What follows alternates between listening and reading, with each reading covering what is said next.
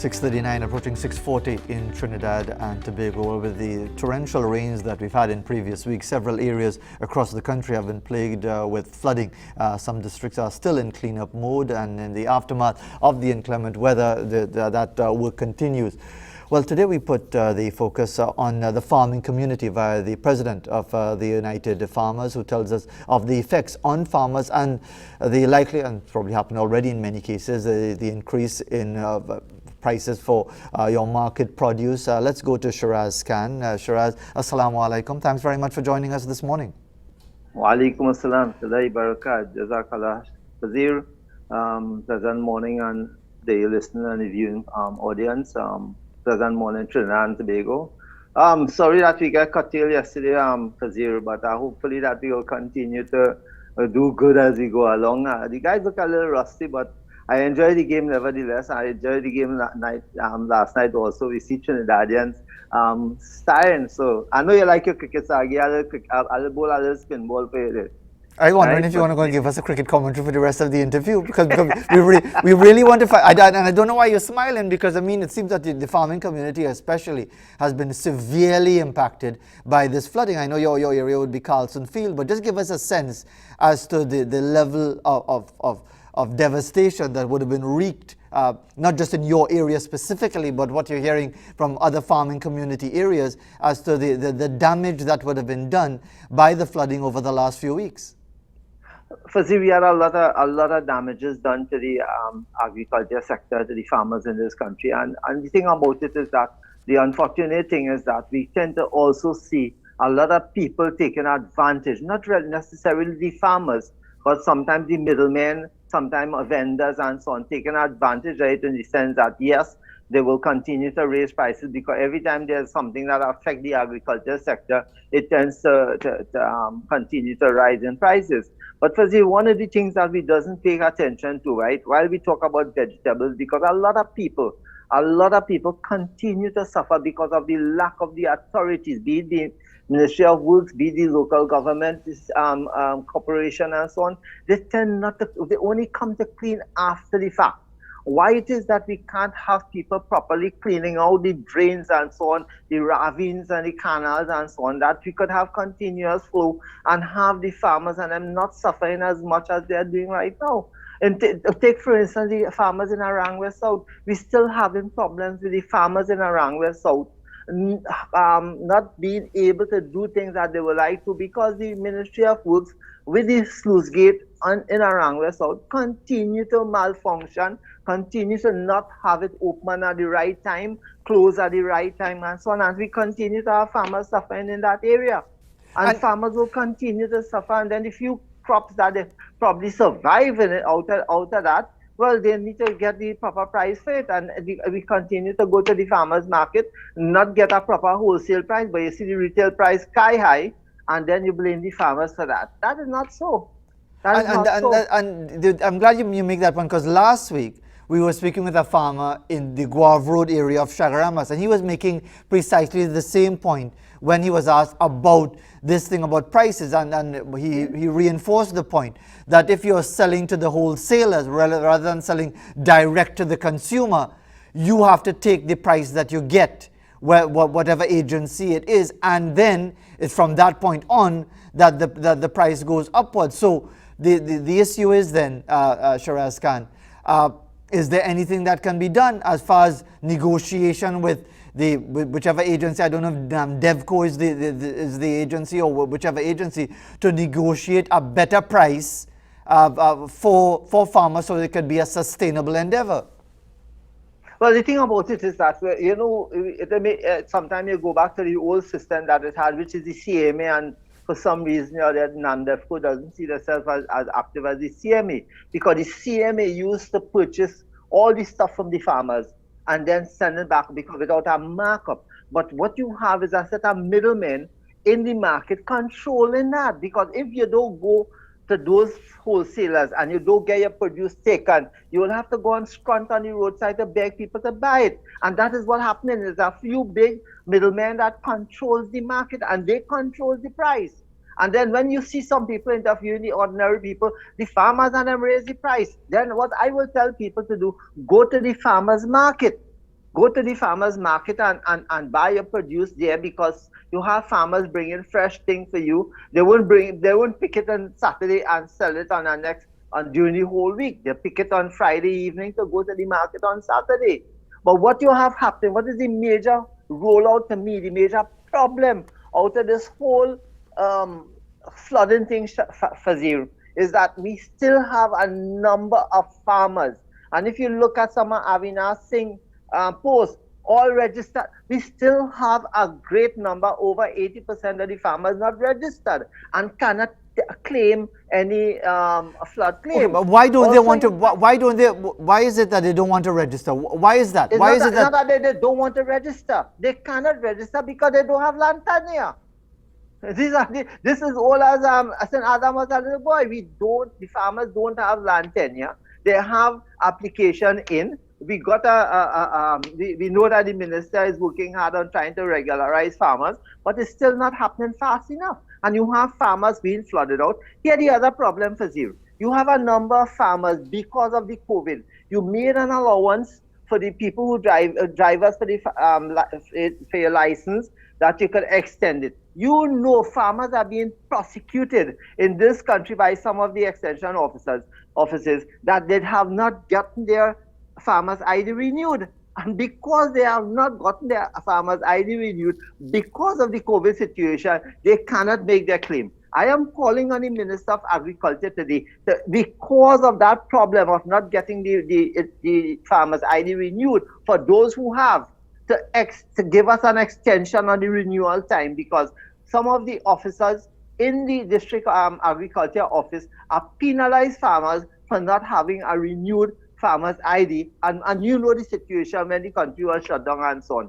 So I'm calling on the Minister of Agriculture today, send out a message to your officers on all the areas that the farmers and them who have not renewed their ID card, the farmer's ID card, to extend it and let them, don't mind the card is expired, they can still make a claim, because we have farmers in the central area and in the Sangre Grande area are being suffered because of that.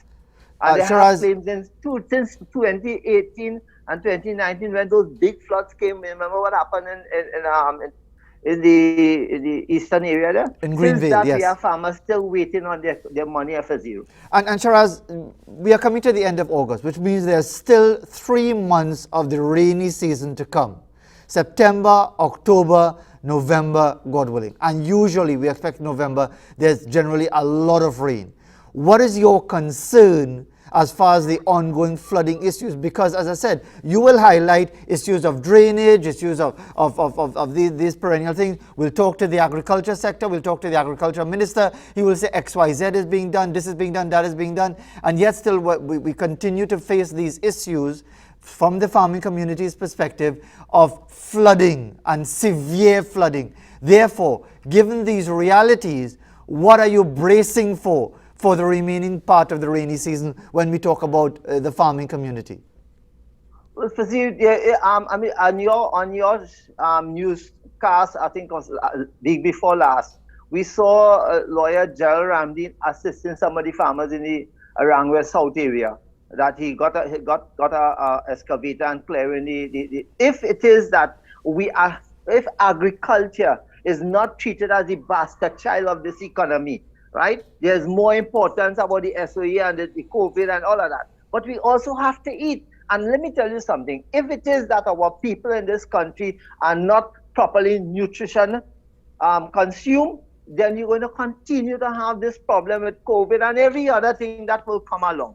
We have to pay some respect. Fazeer, you and I have been on interviews some long time now.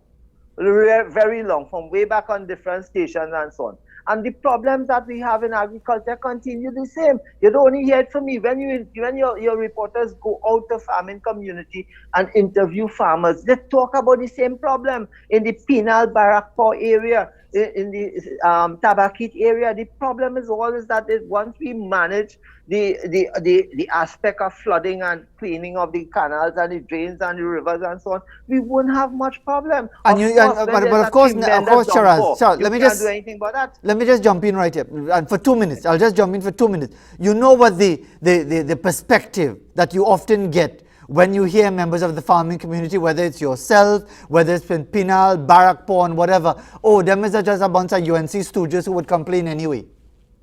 Yeah, but we can't get away from that. The red and yellow, you as you call it, as a bacchanal and hypocrisy about the whole thing. And I mean, they say, sometimes I just doesn't listen to them because I get fed up because about 3 months now I have not listened to the Sunday comedy fest, right? The Saturday comedy fest, sorry. And sometimes I just really, both the UNC and the PNA, when I see them, I just mute the TV. I'm glad for CPL, Fazeer.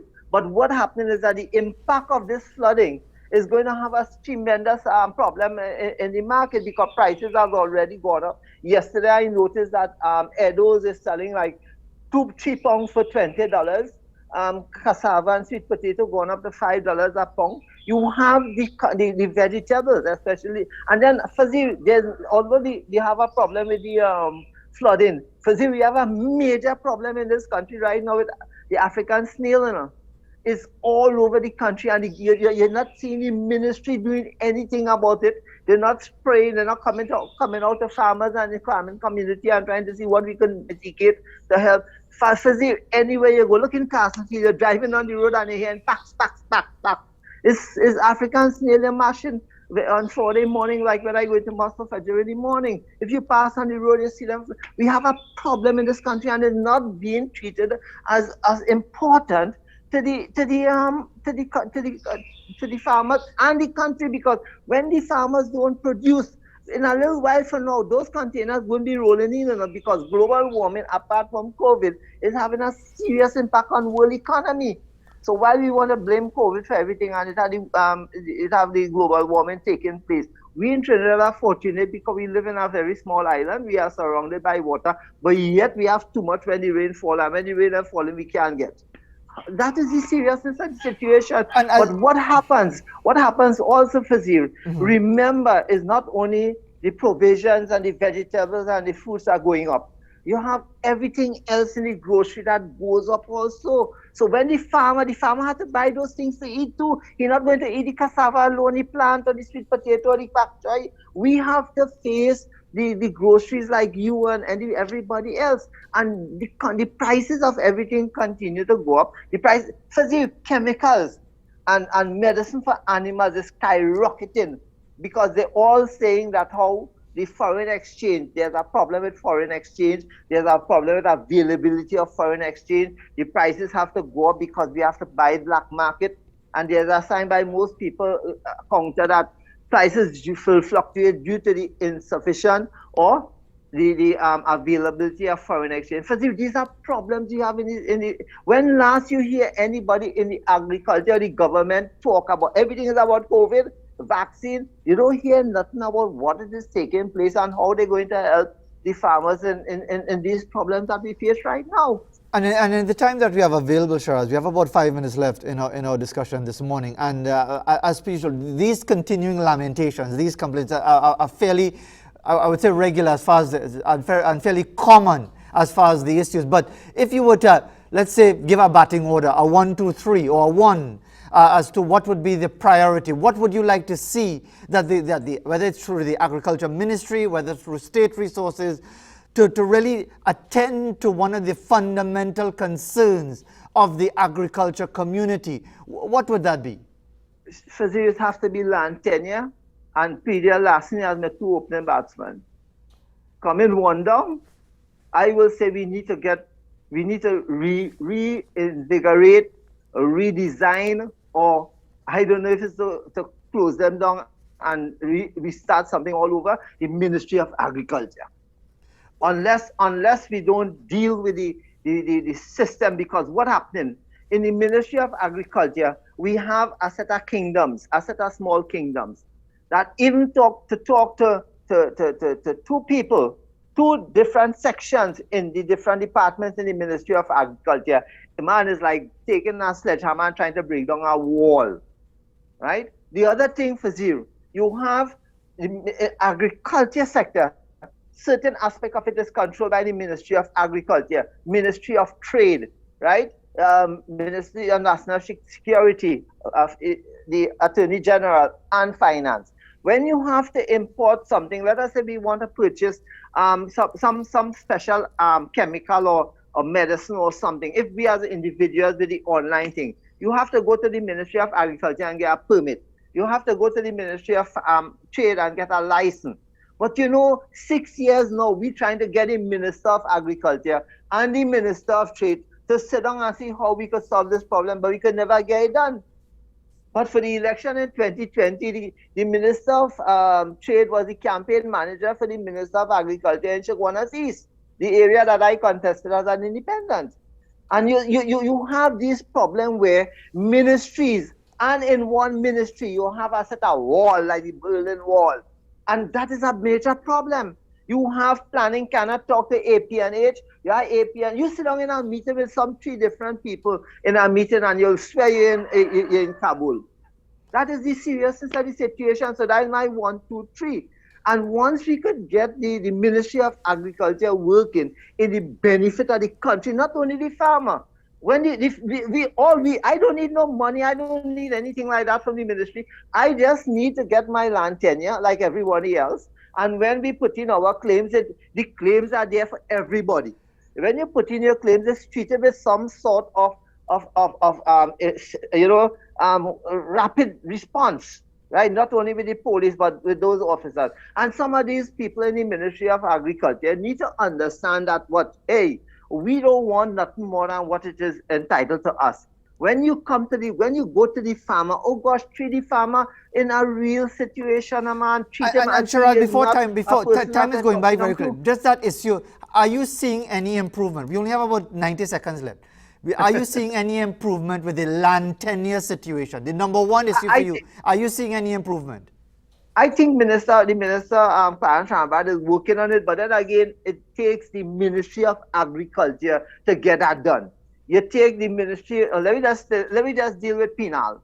You have farmers applying in penal for their leases. It cannot be dealt with only in penal. It has to leave there and go to the regional office, and from there then go to the Ministry of Agriculture, the Attorney General office. Eventually, it will end up by the President. Fazeer, those things have, when you have an over and you hear have 4 wide or 4 no ball and the man can't finish an over, that is what happening in terms of years, right? A document to leave penal or Chaguanas to reach the regional office in Arangwes might take about 2 or 3 years. And that is what we're saying. And the Minister of Agriculture was on different shows talking about how the ministry have problems in making things happen fast. And you got to understand that if the Ministry of Agriculture could be more efficient, then what we have happening is that we will be able to come out of some of the areas in a win-win situation rather than lose. Because when a farmer lost a crop and he cannot make a claim for compensation, he have to start back or go and beg somebody or some member of the family or sell some animal or something to restart. And the reality is they don't understand that, because the people in the Ministry of Agriculture don't plant, never mind an animal, and we got to get the ministry. Take for instance, Fazeer, let me just do this quickly with you. Time going by, Shiraz. Just 30 AI seconds service, again. 30 seconds AI again. service that people, because it's difficult for a man to rear 1 bull to serve 2 cows. You understand? I'm not being rude, right? Right. It is not cost effective. And right now you have the Ministry of Agriculture and the AI unit in a repo running with 1 vehicle, 1 technician, 1 vehicle for this whole country, Fazeer. This is the situation we're in, and I am wondering when it is that we will get these things addressed by the Ministry of Agriculture and so on. Shiraz, we have 3 departments. I understand now why you're watching CPL and putting so much focus on CPL. Shiraz, yeah, but keep down your pressure, no, I hear you. I hear you. Shiraz, it can't happen to me because my family keep me away and bright and fresh. They can't tamper with my Shiraz, thanks very much. Thank you very much, Fazeer. Take care, inshallah. Thanks very much, Shiraz Khan. And we understand the issues because really, I mean, while you might say that he's too argumentative, and is anything that he's saying incorrect? Is anything that he's saying a misrepresentation of the circumstances being faced by the farming community? As far as, and again, to repeat his 1, 2, 3, land tenure, predial larceny, the Ministry of Agriculture. No, not so much the minister or whatever, but the ministry, the structure that is the Ministry of Agriculture. Well, as we head to the break, here we have for you an image of some flowers from Miss Baby of Sangre Grande, and indeed, as with other parts of the country, lots of rain around, lots of beautiful flowers around, as we head to the top of the hour and the news.